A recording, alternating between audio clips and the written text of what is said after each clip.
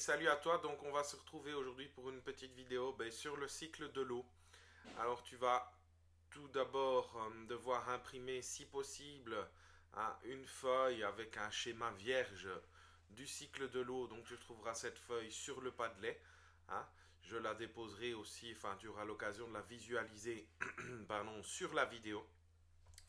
Ensuite, je vais te lire un texte et tu devras replacer les mots essentiels qui sont lus dans le texte au niveau du schéma. D'accord? Je te donnerai également via le Padlet la correction du schéma. Elle sera aussi expliquée dans cette vidéo. Enfin, tu auras quelques petits exercices à réaliser au niveau du cycle de l'eau. Donc voilà pour les informations. On se retrouve tout de suite pour la lecture du texte.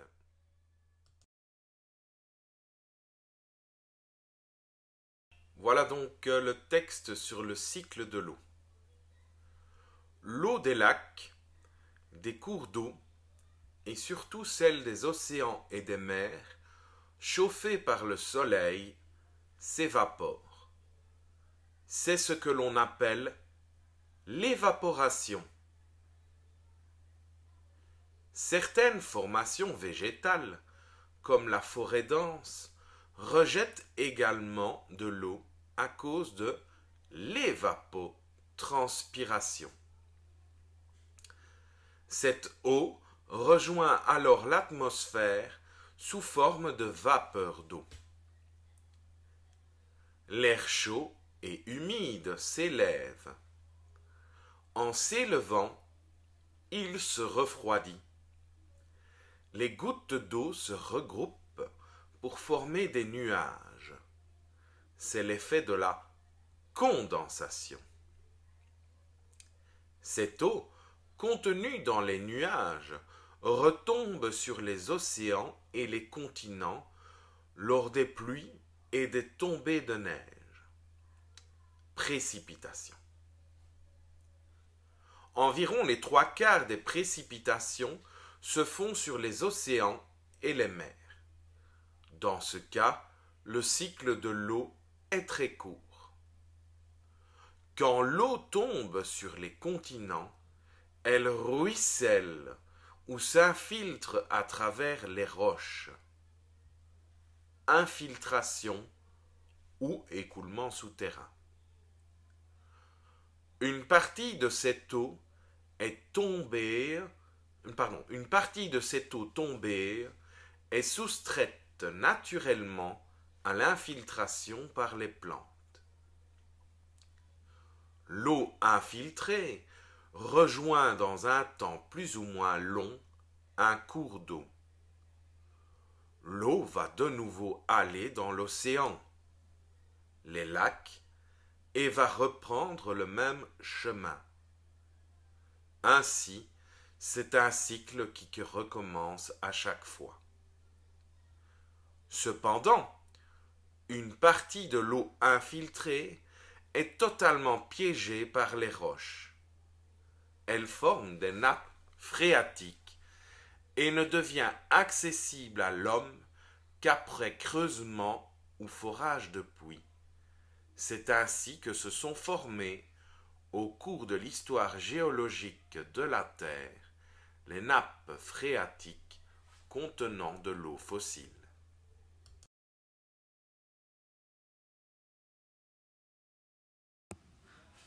Voilà, donc on se retrouve dans cette petite vidéo sur le cycle de l'eau par rapport au texte que j'ai lu.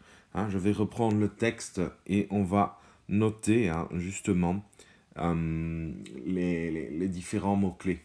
Donc, l'eau des lacs, des cours d'eau et surtout celle des océans et des mers, chauffée par le soleil, s'évapore. C'est ce qu'on appelle l'évaporation. Donc, tu vois ici que tu as bien notre ami le soleil. Ok, le soleil qui est là, qui chauffe les cours d'eau et les lacs. C'est ce qu'on appelle l'évaporation. Donc, l'évaporation se produit à ce niveau-ci. D'accord? Certaines formations végétales, comme les forêts denses, rejettent également de l'eau à cause de l'évapotranspiration. Hein. Donc, les arbres aussi, hein, ici, participent à la formation des nuages. C'est ce que l'on appelle l'évapotranspiration.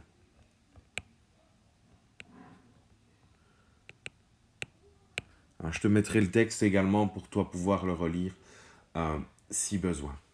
Cette eau rejoint ainsi l'atmosphère sous forme de vapeur d'eau. Hein? Si tu prends la casserole, quand l'eau chauffe, tu as une espèce de vapeur. Enfin non, ce n'est pas une espèce, tu as de la vapeur qui se forme. Okay? L'air chaud et humide s'élève. Donc on voit bien les flèches qui sont ici. Hein? Ça part vers le haut. Hein? Cette eau rejoint alors l'atmosphère sous forme de vapeur d'eau. L'air chaud et humide s'élève. En s'élevant, il se refroidit. Les gouttes d'eau se regroupent pour former les nuages. Tu vois les nuages ici.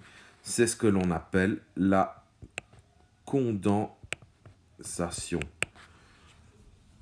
Alors, que se passe-t-il ensuite avec la condensation, cette eau contenue dans les nuages tombe sur les océans et les continents lors des pluies et des tombées de neige. Donc ici, on peut voir les nuages qui sont condensés. Hein, et donc, on a ici ce qu'on appelle les précipitations. D'accord? Alors, précipitation, ça peut être sous forme de neige, ça peut être sous forme de grêle, ça peut être sous forme de pluie. D'accord? 3/4 de ces précipitations se font sur les océans et les mers. Donc, dans ce cas-là, hein, l'eau qui est partie de l'évaporation, hein, elle va en fait directement retomber de là d'où elle vient. D'accord? Donc, c'est ce qu'on appelle un circuit court. D'accord? Par contre, elle peut tomber sur le continent. Donc, on est ici. Hein, dans ce cas-ci, le continent, c'est tout ceci. D'accord? Alors, deux choses. Les plantes vont pomper une partie de l'eau de manière naturelle, ou alors l'eau va ruisseler et rejoindre un autre cours d'eau. Tu vois, ici, tu as un cours d'eau sur le schéma, donc l'eau va ruisseler et rejoindre ce cours d'eau. D'accord? Cours d'eau qui va aller dans l'océan. Hein, tu le vois ici, le cours d'eau continue sa route vers l'océan. D'accord? Et c'est ainsi que le cycle recommence à chaque fois. Mais une partie de l'eau va s'infiltrer. D'accord? Tu la vois ici, elle s'infiltre sous terre pour former ce que l'on appelle les nappes phréatiques. Hein, c'est là que l'on va puiser notre eau de source. D'accord? Donc, 3 concepts importants à connaître et à maîtriser au niveau du cycle de l'eau. Hein, c'est l'évaporation qui se produit entre les points d'eau, je vais dire, et l'atmosphère. On a la condensation, c'est-à-dire la formation des nuages. Okay? On a les précipitations. D'accord? Et on pourrait aussi ajouter le ruissellement et l'infiltration. Ruissellement qui se produit à ce niveau-ci. Ok, le ruissellement. D'où le mot ruisseau, ruissellement. Voilà. Et ici, on a ce qu'on appelle l'infiltration. C'est quand l'eau vient s'infiltrer, se mettre dans la nappe phréatique. Mais vraiment, les 3 concepts importants, c'est évaporation, condensation et précipitation. Voilà donc pour cette petite activité sur le cycle